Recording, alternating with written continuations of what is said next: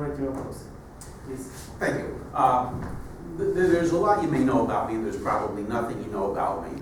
One of the most important things you need to know is that my grandparents were born in St. Petersburg, Russia, on my father's side. On my mother's side, they were born in Scotland. My father's parents in 1917 went to America. My grandparents from England and Scotland went to America in 1924. Somehow my mother and my father met. I'm the result. So I was born in New York City, I was educated in England, and I started my business in Russia. So it's kind of like what you call the apple returns to, the leaf returns to the ground, the apple returns to the tree. They said, I'm going to tell you a lot of secrets about GMAT and GRE. It's a very interesting thing. I'm not going to speak at you. If I speak at you, it's like I'm trying to put myself above you, which I'm not. I'm going to speak to you. When we're talking about GMAT with GREs, now I looked at the slides the same as you. When I look at the numbers that they gave you about how much things cost, etc., I noticed one thing, that there was two missing commas. Now that may not sound, go back please, to the money. Good.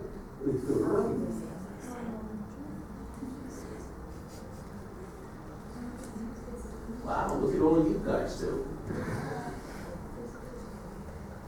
Now I think this brings up an important point. Is the comma important? Go on down. Money.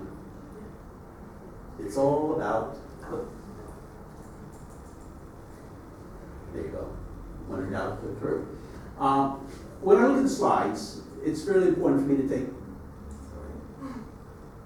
No, next one, the other one. All right, if you happen to look over here, we're missing commas. Is it important? It is if you're thinking about GMAT or to take the GREs. Why?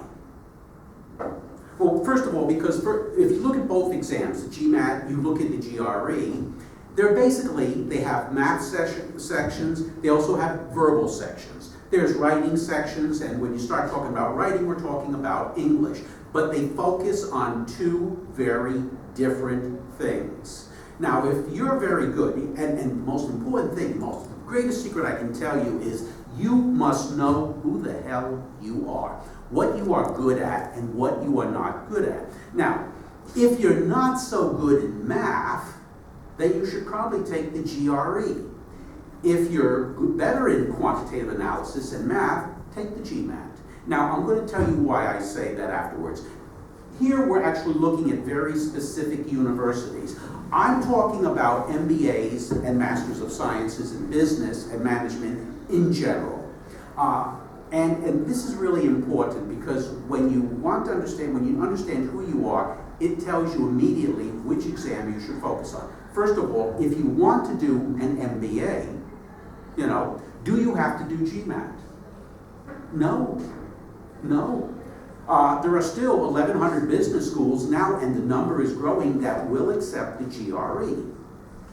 5,600 universities, of course, in business programs, accept GMAT. There are more, but the most important thing is to understand where you're going to go, and will they accept GRE or GMAT.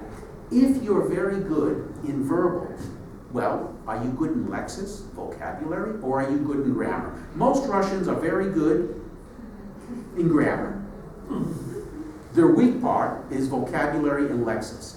In the GREs, they focus, the GRE, its verbal section focuses on vocabulary and lexis. And that's where most international students do worst. Because most international students have studied English, they've gone through programs, and they know all about grammar. So in which case, you may want to focus on the GMAT, because the GMAT's all about grammar and commas. Because the comma can change the entire sense of the sentence. Now, but if you're really good in quant, again, you want to focus on GMAT. If you're not so good, well, then maybe you ought to focus on GRE.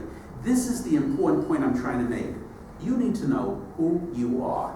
There's two ways to approach going to a business school or doing a business program.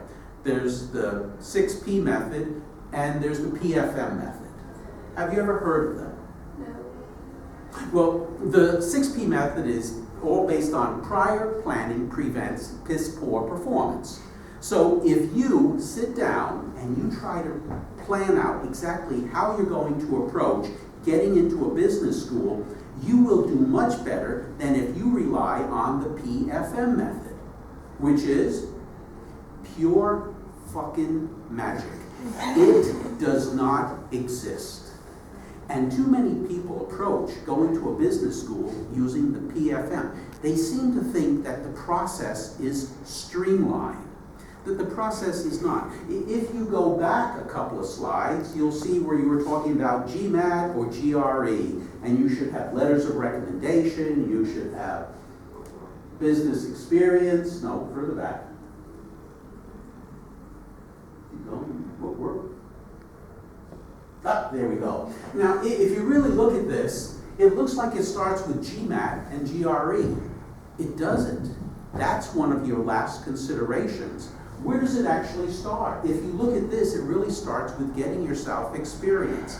The problem with experience is that when you're in university and you're in institutes and you're learning, you've got all the math, you're learning the formulas, you've got them all. You know ratios, you know combinations, you know permutations, you know it all. But then you go to work for 2 to 3 years. What happens?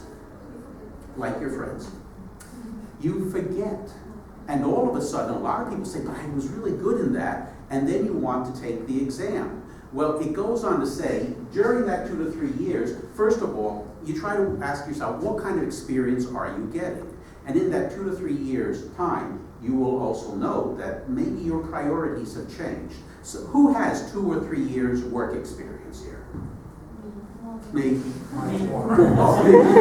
Who doesn't have 2 or 3 years? You all have 2 or 3 years experience? No. Well, by the time you get it, you may find that your priorities change. On the other hand, if you're focused, and that's important, if you're focused on doing a master's, be it MBA or be it in management or a business, then the most important thing is that you're planning ahead. When I went to Cambridge, they made us plan 5 years ahead. In other words, while we were at the university, we should know exactly what we were going to be doing in the years to come. And they said, this is your plan A. But then you have to look at your plan A as if this doesn't work, then what will happen? And you create a plan B and a plan C. Because that's what business is all about. It's what management is all about. Planning, and it's the very first stage.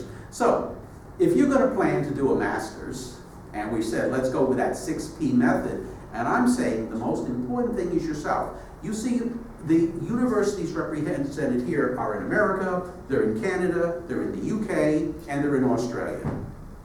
Where would you go? What is cheaper? Huh? What is cheaper? Now that's a very interesting thing, where it is actually cheaper. That might be, and because make no mistake about it, even without the commas, that's a lot of goongala goongala.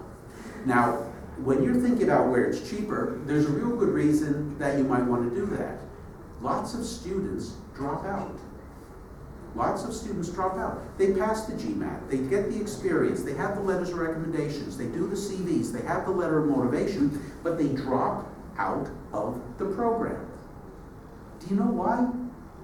Because they couldn't adapt to the area where they went to school in. Possibly they went where it was cheapest and decided, but I don't like being in East McKeesport, Texas. I like museums, I like shops, I like Fifth Avenue, I'd rather be in New York City. Some people prefer the wide open spaces. Some people prefer mountains and snow. Other people prefer the flatlands, temperate climates. Other people like the South. They love that heat, they love the beach. When you're thinking about who you are, you need to understand you're going to be at school for about 1.5 to 2 years. You've got to like where you're at. That's important. So the climate is important. So is the geography. Because we were talking before this, and I said lots of international students drop out. 44% of all Koreans drop out of university in America. Over 20% of all Chinese. There's a lot. The biggest reason they drop out is they cannot adapt to the American culture, in particular in America, in this case. They can't adapt to the American culture. What's wrong with the American culture? They look at it and they say, but Americans are not focused